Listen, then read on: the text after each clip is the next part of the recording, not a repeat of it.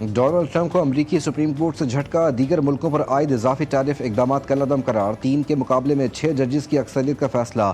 Chief justice جان Robert کے دیگر ججوں کے فیصلے کے مطابق ٹرمپ نے قومی ایمرجنسی کے تحت اضافی ٹیرف نافذ کرتے وقت اختیارات سے تجاوز کیا۔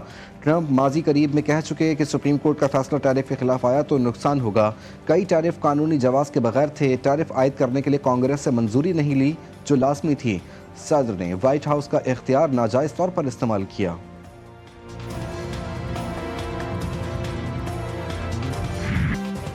عدالتی فیصلے پر امریکی صدر کا پلٹ کر وار، عالمی درآمدات پر 10% ٹیرف عائد، ایگزیکٹو آرڈر پر دستخط کر دیے۔ ڈونلڈ ٹرمپ کہتے ہیں عدالتی فیصلہ مایوس کن، مجھے ججز سیاست زدہ لگتے ہیں، دوسرے ممالک خوشی سے ناچ رہے ہوں گے۔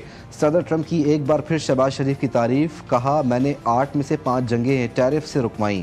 وزیر اعظم پاکستان نے کہا آپ نے پاک بھارت جنگ کے دوران کروڑوں جانیں بچائیں۔ امریکی نائب صدر جے ڈی وینس کا کہنا تھا کہ سپریم کورٹ کا ٹیرف سے متعلق فیصلہ لاقانونیت ہے، فیصلہ عدالت کی جانب سے صاف اور سادہ الفاظ میں قانون شکنی ہے۔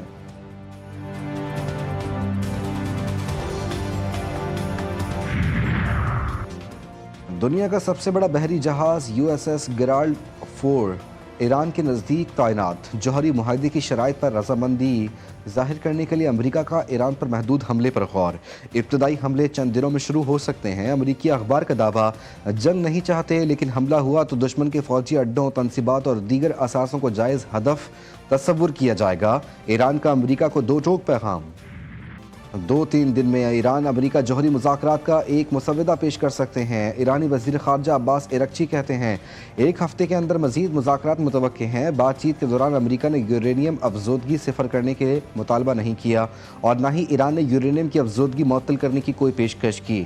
ایران کا جوہری پروگرام بشمول افزودگی پرامن ہے اور ہمیشہ پرامن رہے گا۔ غزہ میں تباہ مساجد اور عمارتوں کے ملبے پر رمضان کی پہلی نماز جمعہ کی ادائیگی، خطبات میں ائمہ کا صبر اور باہمی ہمدردی پر زور۔ سخت رکاوٹوں اور پابندیوں کے باوجود 80,000 سے زائد فلسطینیوں نے مسجد الاقصی میں نماز جمعہ ادا کی۔ اسرائیلی فوج نے ہزاروں فلسطینیوں کو نماز سے محروم کر دیا۔ مقبوضہ بیت المقدس کے داخلی راستوں پر طویل قطاریں لگی رہیں۔ اسرائیلی دہشت گردی بند نہ ہوئی، جنگ بندی کی سنگین خلاف ورزی، خطے کی صورتحال ایک بار پھر کشیدہ۔ لبنان کی وادی بقا میں حملہ، 10 افراد شہید، 50 سے زائد زخمی۔ صہیونی فوج کا کہنا ہے کہ اس کارروائی میں حزب اللہ کے ٹھکانوں کو نشانہ بنایا گیا۔ لبنانی ذرائع اور خبر ایجنسیوں کے مطابق ان حملوں سے پہلے موجود جنگ بندی معاہدہ خطرے میں پڑ سکتا ہے۔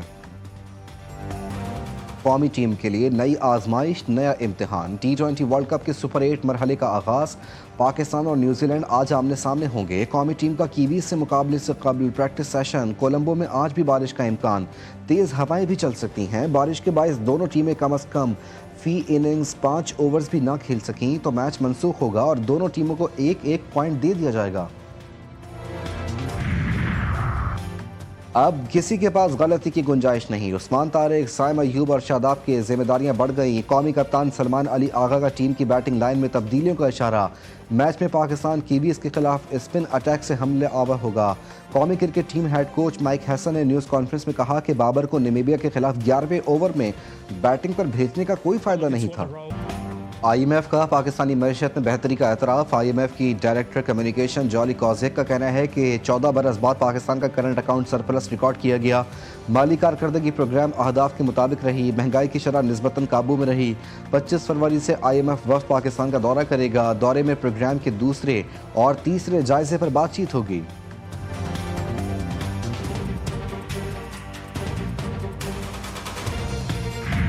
سلو ڈاؤن کی G D P growth rate اور اس کا براہ راست اثر یہ ہوا کہ جو غربت میں کمی کا عمل 2018-19 تک ہم دیکھ رہے تھے، 2018 تک وہ یک ریورس ہوا اور اب ملک میں غربت کی سطح میں 7% اضافہ ہو گیا ہے۔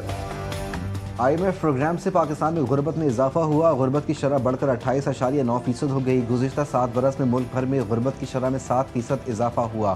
وفاقی وزیر احسن اقبال نے تقریب سے خطاب کرتے ہوئے کہا کہ 2018-19 میں پاکستان میں غربت کی شرح 21.9% تھی۔ پالیسی کے عدم تسلسل، کورونا وبا اور آئی ایم ایف پروگرام سے غربت میں اضافہ ہوا۔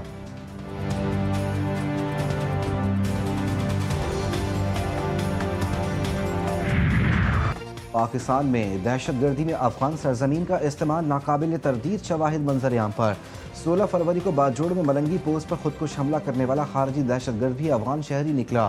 خودکش حملہ آور کی شناخت خارجی احمد عرف قاری عبداللہ ابوذر کے نام سے ہوئی، جو افغانستان کے صوبہ بلخ کا رہائشی تھا۔ خارجی احمد طالبان کی اسپیشل فورسز کا حصہ بھی رہ چکا ہے۔ رمضان المبارک کا بابرکت مہینہ آتے ہی مہنگائی میں بھی اضافہ، 17 اشیاء ضروریہ کی قیمتوں میں مزید اضافہ۔ سالانہ بنیاد پر مہنگائی میں اضافے کی شرح 4.26% سے بڑھ کر 5.19% ہو گئی۔ وفاقی ادارہ شماریات کے مطابق مرغی کا گوشت، ٹماٹر، لہسن، پیاز، بکرے کا گوشت، گائے کا گوشت، پیٹرول، ڈیزل، LPG اور کیلوں کی قیمتوں میں مزید اضافہ ہوا۔ کراچی کے علاقے سولجر بازار کی گلے رانا کالونی میں گیس لیکیج سے دھماکہ، عمارت کے زمین بوس ہونے کی CCTV فوٹیج منظر عام پر، بلڈر ارشاد گرفتار، مقدمہ درج۔ دھماکہ پہلی سحری کے وقت 3:47 پر ہوا۔ گرفتار بلڈر نے انکشاف کیا کہ بغیر نقشے کے محض 32 گز اراضی پر 3 منزلہ عمارت بنائی گئی۔ عمارت تعمیر ہو گئی مگر کوئی SBCA والا پوچھنے نہیں آیا۔ عمارت فروخت نہیں کی، تمام لوگ کرائے پر رہ رہے تھے۔ پاکستان کا دورہ بنگلہ دیش، 3 ون ڈے میچز کی سیریز کا شیڈیول جاری۔ پاکستان کرکٹ بورڈ کی سیریز کی شیڈیول کی تصدیق، تمام میچز ڈھاکہ کے شیر بنگلہ نیشنل کرکٹ اسٹیڈیم میں کھیلے جائیں گے۔ PCB اعلامیہ کے مطابق پاکستان ٹیم 9 مارچ کو بنگلہ دیش پہنچے گی، 10 مارچ کو پریکٹس سیشن میں حصہ لے گی۔ پہلا ون ڈے 11، دوسرا 13 اور تیسرا ون ڈے 15 مارچ کو کھیلا جائے گا۔ یہ گزشتہ برس جولائی کے بعد پاکستان کا بنگلہ دیش کا دوسرا دورہ ہوگا۔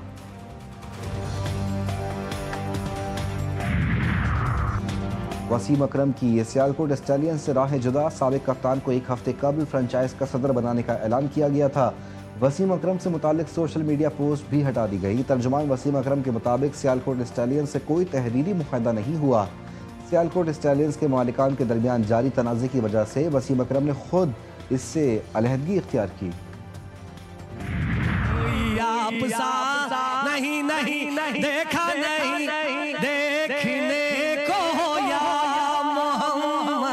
اخلاق تب اخلاق بنتا ہے جب اندر موجود ہو۔ اگر اندر موجود نہ ہو تو آپ ملمہ کاری کے ذریعے سے جو بھی کرنا چاہیں، جب وقت آئے گا امتحان کا، وہاں پر آپ کے اندر کا انسان باہر آ جائے گا۔ اسلام کی پوری آدھی تعلیمات جو ہیں وہ اخلاقیات، یعنی اخلاق اس قدر اہم ہے اللہ اور اس کے رسول کی نظر۔ اور GTV نیوز کی خصوصی افطار ٹرانسمیشن عرفان رمضان دوسرے رمضان بھی سوشل میڈیا صارفین کی بھرپور پذیرائی۔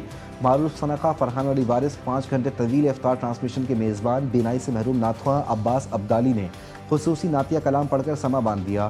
شیف گلزار کی مزے کے پکوان اور مشروبات کی تیاریاں اور لائیو کوکنگ سیگمنٹس۔